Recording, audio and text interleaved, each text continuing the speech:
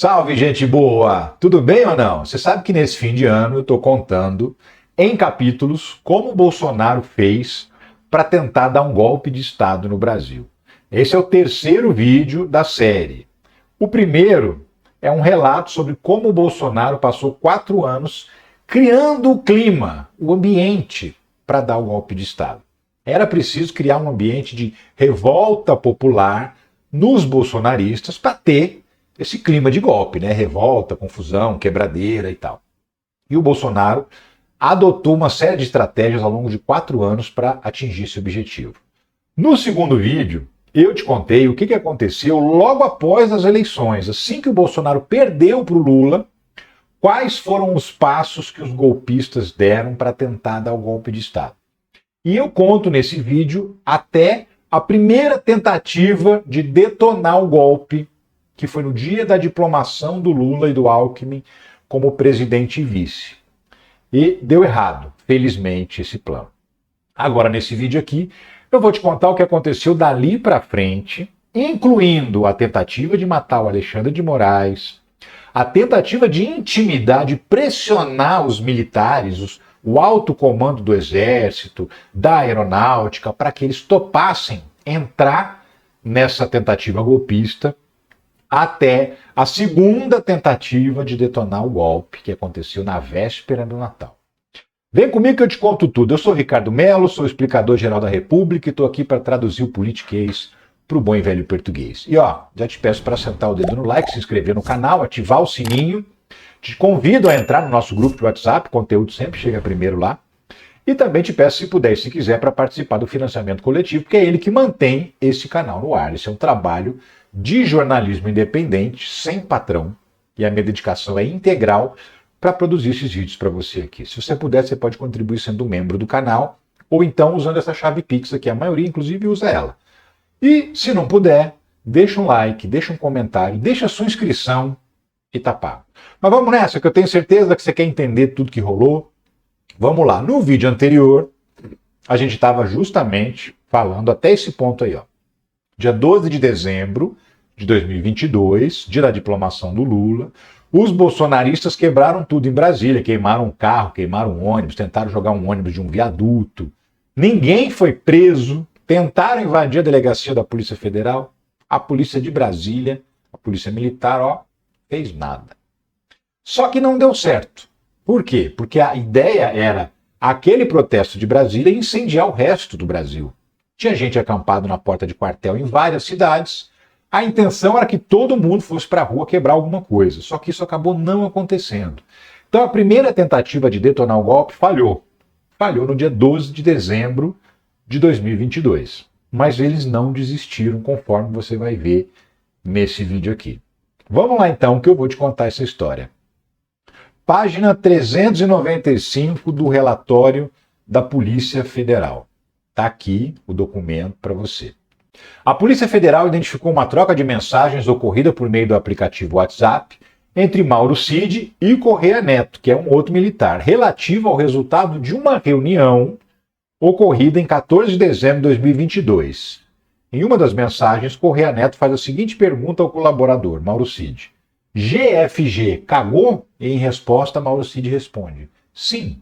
Do que eles estavam falando? GFG é General Freire Gomes, na época comandante do Exército, que não estava topando dar o golpe.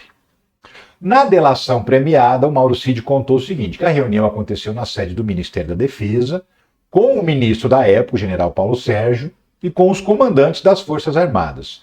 O colaborador, que é o Mauro Cid, relatou que na reunião o ministro da Defesa apresentou uma minuta de decreto aos comandantes, cujo conteúdo previa reverter o resultado das eleições presidenciais.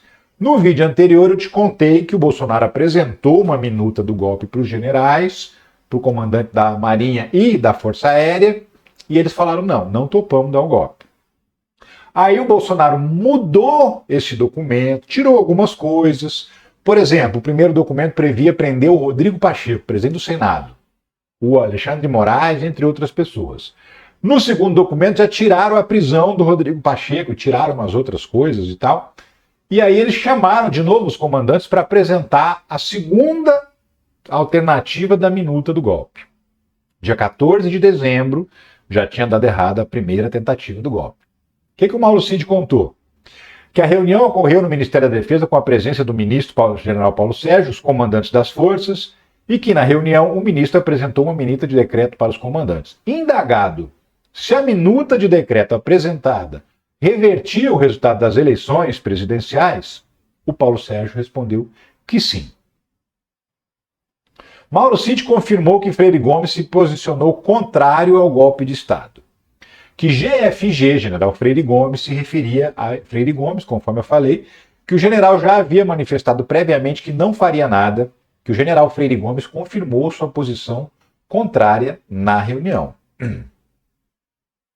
Então, o comandante da Aeronáutica, Brigadeiro Batista Júnior, confirmou que foi convocado pelo ministro da Defesa para uma reunião no dia 14 do 12, ou seja, o comandante da Aeronáutica falou, realmente, eu estava lá também nessa reunião. A reunião ocorreu no gabinete do ministro. O depoente, o Batista Júnior, ratificando as informações prestadas pelo colaborador, que é o Mauro Cid, confirmou que na reunião o então ministro da Defesa, Paulo Sérgio Oliveira, disse aos comandantes que teria uma minuta que gostaria de apresentar aos comandantes para conhecimento e revisão. O brigadeiro Batista Júnior descreveu a dinâmica dos fatos. O depoente disse o seguinte, o Batista Júnior perguntou para ele, este documento prevê a não assunção do cargo pelo novo presidente eleito? Ou seja, esse papel aí tá escrito golpe? O Paulo Sérgio ficou calado. Aí o Batista Júnior entendeu que o silêncio era um sim. E aí ele falou, então eu não quero nem ver esse papel, não quero nem saber. Levantou da reunião e saiu, foi embora. Isso conta o brigadeiro Batista Júnior, no depoimento que ele deu à Polícia Federal. O general Freire Gomes também confirmou que o então ministro da Defesa convocou essa reunião com os comandantes das forças. Então tá aí, todo mundo, o Mauro Cid, o comandante do Exército e o comandante da Aeronáutica confirmaram em depoimentos para a Polícia Federal que realmente o ministro da Defesa do Bolsonaro propôs lá apresentar a minuta do golpe. Vamos seguir com o negócio aqui. Ainda 14 do 12, Walter Souza Braga Neto encaminhou outra mensagem que teria recebido de um Forças Especiais com a seguinte informação. Walter Braga Neto manda uma mensagem para um outro militar, o Ailton Barros. E aí, esse Ailton Barros é aquele morto-vivo lá, sabe? Aquele que morreu, mas a viúva recebe... Não morreu, né? Foi expulso, mas a viúva recebe a pensão. Dizia a mensagem, que era um print, que o Braga Neto encaminhou para ele. Meu amigo, infelizmente tenho que dizer que a culpa pelo que está acontecendo e acontecerá é do general Freire Gomes. Omissão e indecisão não cabem a um combatente. Aí o Ailton Barros responde para o Braga Neto dizendo, temos que pressionar o general Freire Gomes. E caso ele insistisse em não aderir ao golpe de Estado, o Ailton Barros falou para o Braga Neto, vamos oferecer a cabeça dele aos leões. Aí o Braga Neto responde, oferece a cabeça dele, cagão. Isso diz o Braga Neto, do comandante do Exército. O que é oferecer a cabeça dele?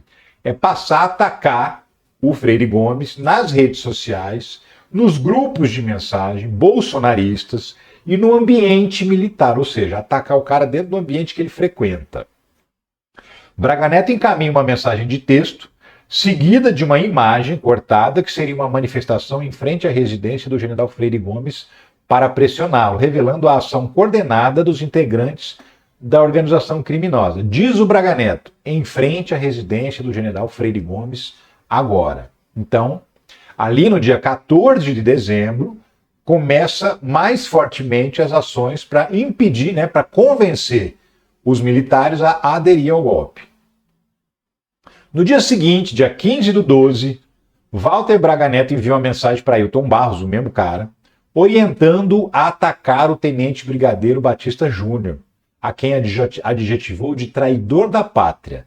E também recomendou que tinha que elogiar o almirante Almir Garnier dos Santos, da Marinha, que era o único que tinha topado dar o golpe, conforme eu já contei em vídeos anteriores. Braga Neto vai além e determina que os ataques sejam direcionados também à família do então comandante da Aeronáutica. Diz o Braga Neto, senta o pau no Batista Júnior, traidor da pátria. Daí para frente, inferniza a vida dele e da família. Também no dia 14, o Bolsonaro determinou lá um corte de verba para não distribuir água no Nordeste. Foi a segunda vez que ele fez isso depois que perdeu a eleição.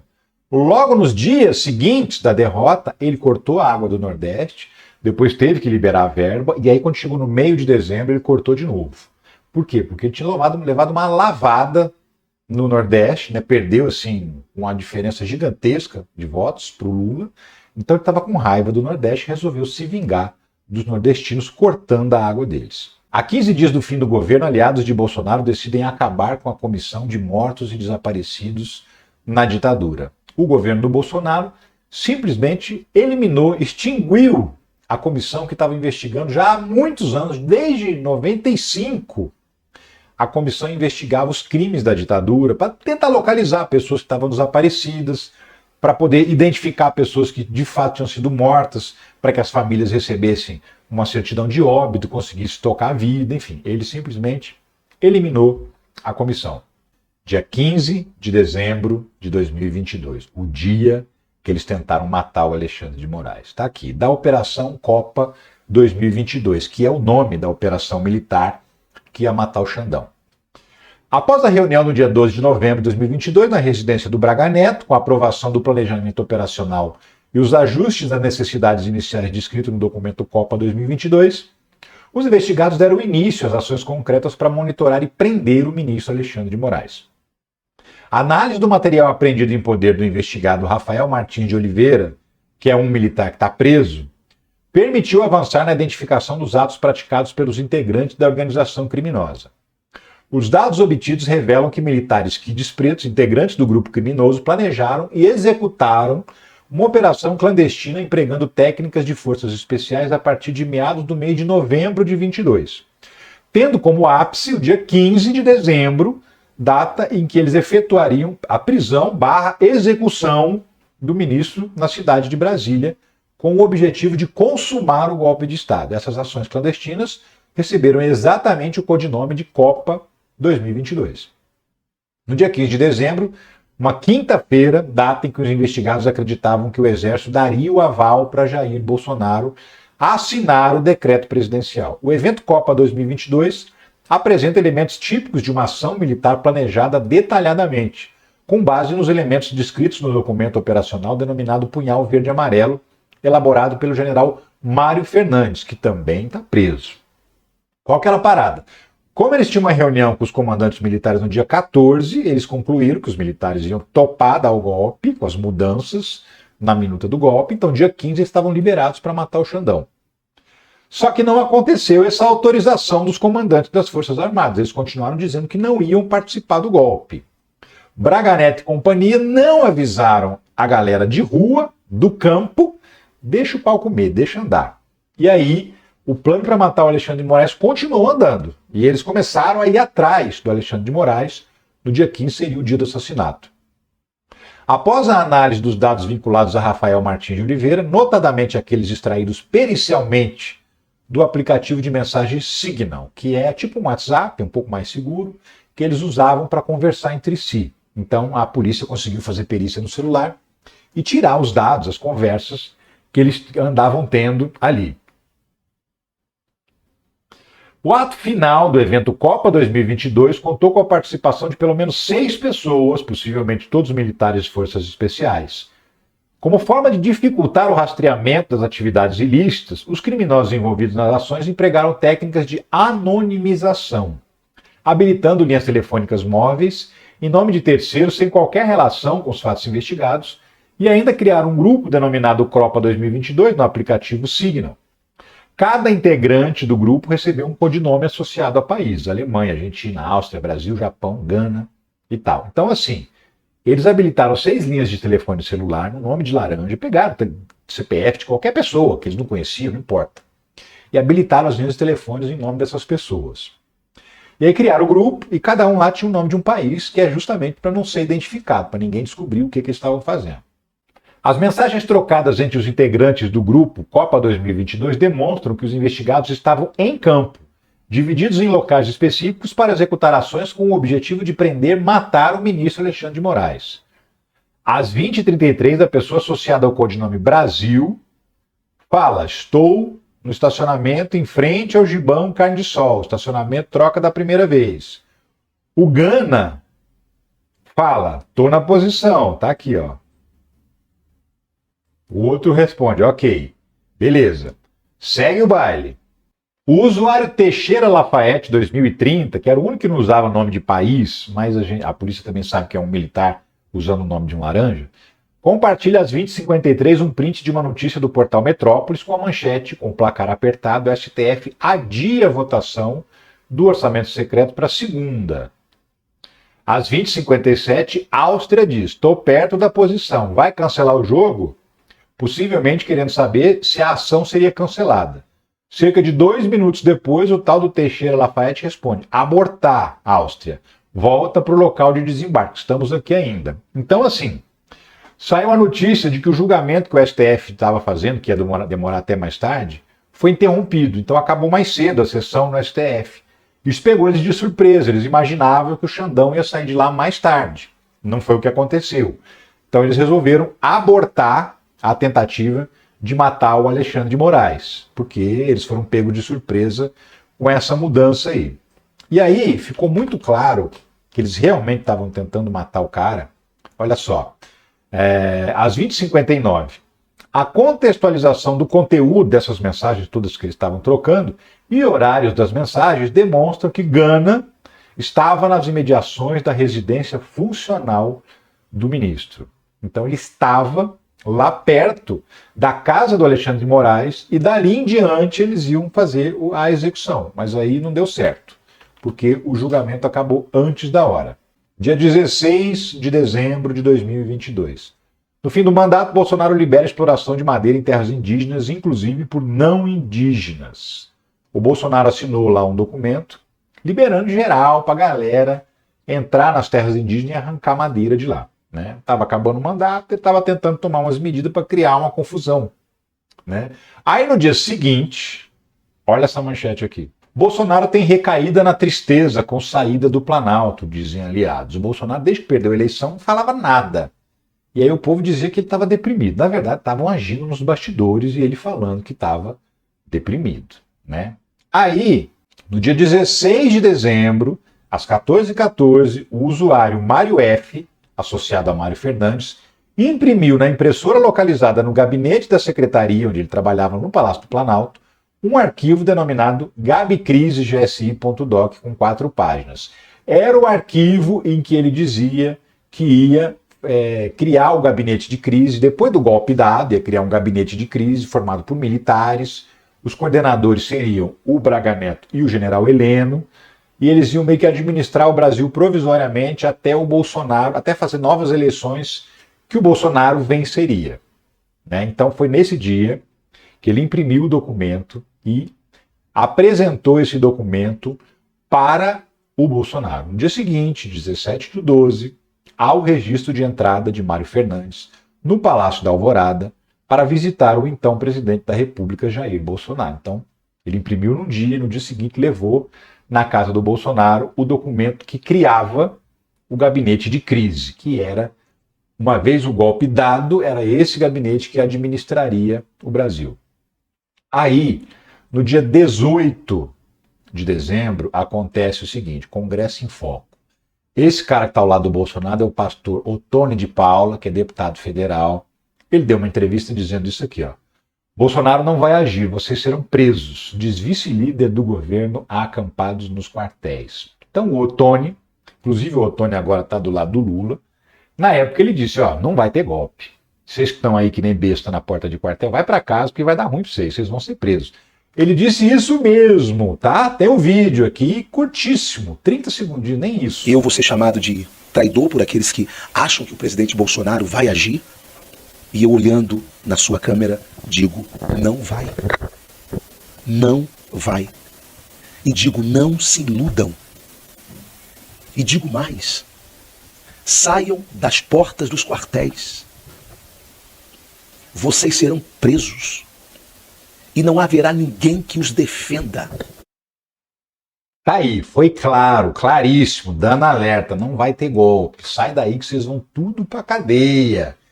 E os caras lá, né? Prosseguindo, dia 20 de dezembro de 22, o APF Vladimir Soares, agente da Polícia Federal Vladimir Soares, enviou para Sérgio Cordeiro, que é um outro militar, uma fotografia com a mensagem: coordenador da Operação Posse, petista e baba-ovo de Alckmin, DPF Clayton. Ou seja, ele estava mandando uma fotografia do delegado que seria o responsável pela segurança da posse do Lula e do Alckmin.